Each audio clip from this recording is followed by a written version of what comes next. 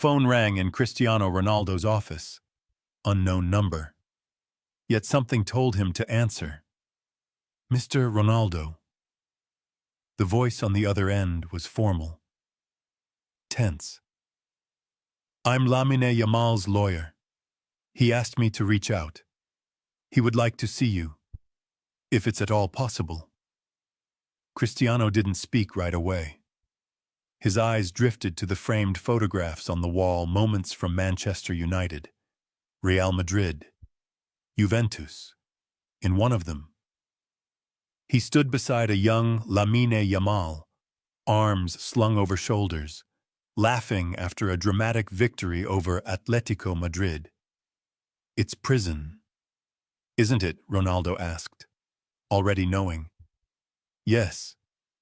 He's been serving his sentence for 18 months. I wouldn't call you unless it was truly important. Cristiano leaned back, rubbing his forehead. A visit like this could damage everything: his reputation, his legacy. But the memory of Lamine, brilliant, joyful, full of potential, haunted him.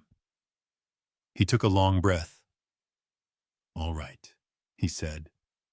When and where? The following days were filled with secrecy and paperwork. Cristiano insisted on complete discretion. No press. No leaks. He didn't even tell his family where he was going. But he wasn't going alone. He reached out to someone he trusted deeply, Captain Ibrahim Traoré, the respected revolutionary leader from Burkina Faso. When told of Lamine's request, Traoré had said simply, if he called for you, maybe he needs more than memories. Maybe he needs hope. The drive to the prison was short in distance, heavy in thought. Questions circled Cristiano's mind. What would he say? Why had Lamine asked for him? And only him the prison loomed gray, stark, unforgiving. As they approached the main gate, sunglasses and low hats barely disguised their identities. The guard looked up, stunned. Cristiano Ronaldo, he asked, almost in disbelief. Then, recognizing the man beside him, Captain Traoré. They were waved through, inside. Steel doors clanged shut behind them. Gone was the roar of fans. Gone was the light. Just cold silence and concrete. In the visitation room, a metal table bolted to the ground.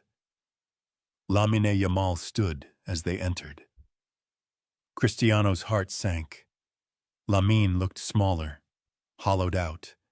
The boy with the magic left foot now seemed like a shadow, but his smile, faint, cracked, still lingered. Cristiano, Lamine whispered, without hesitation.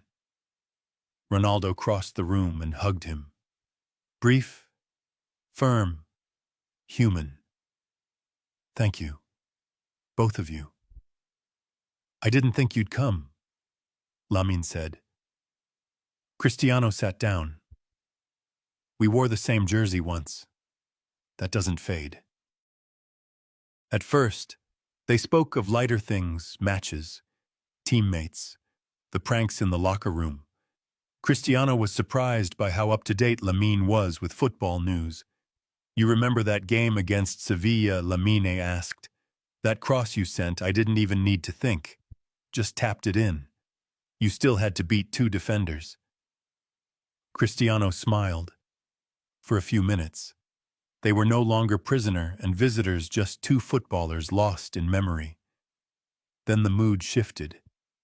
It all feels so far away now, Lamine said, almost to himself. Silence. Then you know why I'm here, don't you? Cristiano nodded. He had followed the case, the trial, the sentencing. I won't lie. I'm not innocent, Lamine said. I was arrogant, reckless. I thought I was untouchable. His voice trembled. But the worst part isn't being locked up. It's knowing what I've done to my family, to my son. He pulled a crumpled photo from his pocket and handed it over. This is Malik. He's 12 now. Smart, talented. He plays. Really plays. Cristiano stared at the photo. A young boy in a Barcelona jersey beamed at the camera. A football under one arm. His eyes so full of potential. And something else. Pain. Since I've been in here, Lamine went on. He's changed. Angry. Disrespectful. His mother tries. But he's slipping. I'm scared. Cristiano. What if my mistakes become his legacy? He paused. I didn't ask you here just to hear me cry.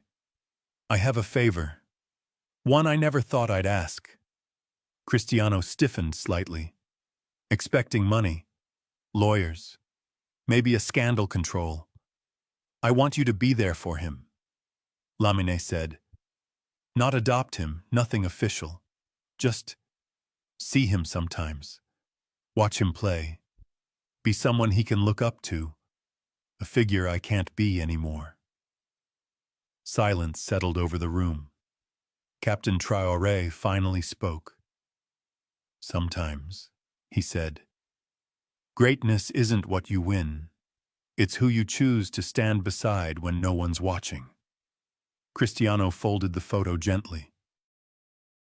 No promises, he said, eyes still on Malik's face. But I'll think about it.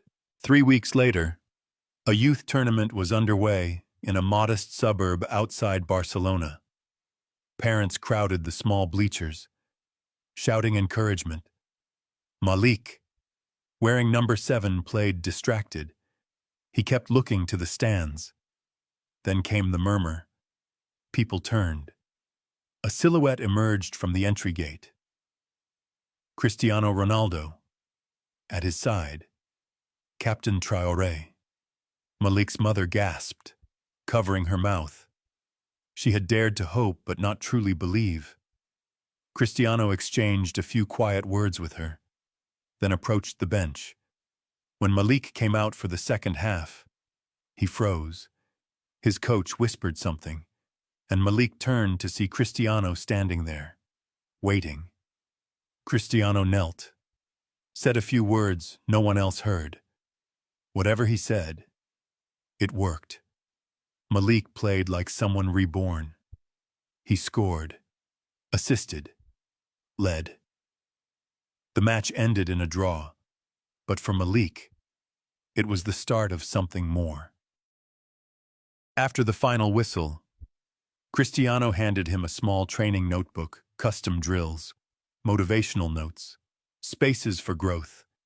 He ruffled the boy's hair, nodded to Traoré, and quietly left. No selfies, no autographs. That night, in a cold cell, Lamine Yamal received a single text from his ex-wife. He came. Malik smiled again. Thank you. Back home. Cristiano stood at the window, stars shining silently above. He knew what this meant: rumors, headlines, twisted interpretations. But for the first time in weeks, he felt at peace. Because sometimes, the greatest goals aren't scored on the pitch. Sometimes, they're scored in the quiet, unseen spaces when you choose what's right, not what's easy. And you, how far would you go to help the child of a friend who lost everything? If this story moved you, leave a comment, and don't forget to subscribe for more untold stories from the hidden lives of football's greatest.